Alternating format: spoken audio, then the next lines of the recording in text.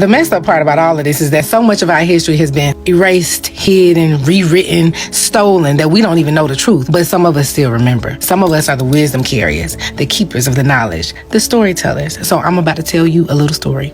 I'm going to tell you a story of ancestral veneration, one that you've probably never heard, but I think you will remember. So once upon a time, there was this man that was a staunch business owner. He made a lot of money, but he lost a lot of money. And some people liked him and some people didn't. And, he was getting pretty old in age and I think just basically bored. And he decided that he wanted to change careers. He didn't want to be a business owner anymore. He wanted to have a very prestigious job in a high-ranking politics. So this man told everybody that he was going to run for this really important position, but nobody believed him because the man didn't have any type of history. He didn't know about politics. He didn't even really know the rules and regulations or anything about how to do his job. He just knew he wanted it. And because he was such a good business owner, he was the type of man that when he wanted something, he knew that he could get it. So he told everybody he was going to get this new position, but nobody believed him. They even made fun of him and thought he was crazy. And then he did something that nobody else even considered. He went to his ancestors, but he didn't call them ancestors. He called them forefathers. And his forefathers told him to remind the people of the good old days when the forefathers ruled the land. And so that's exactly what he did. The next day, he went out and started telling people.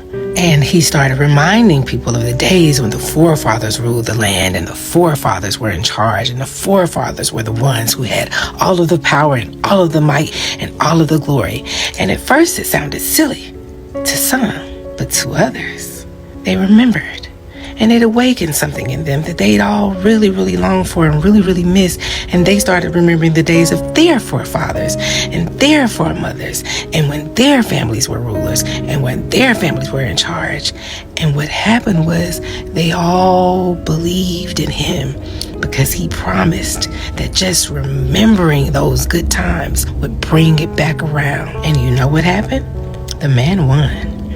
The man got that position with no experience, no plan, no regard. I don't even think he really thought he was going to win, but he tried it out and it worked. And so every time the people got upset, he would just remind them of their forefathers. He would make a little chant and say, remember when our forefathers were in charge?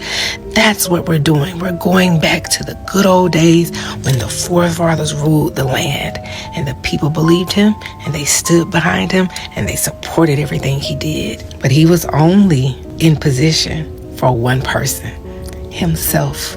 But the people didn't realize that. If only they believed in their ancestors as much as he believed in his. If only they knew that they could call on their ancestors. I wonder if this story would be any different, don't you?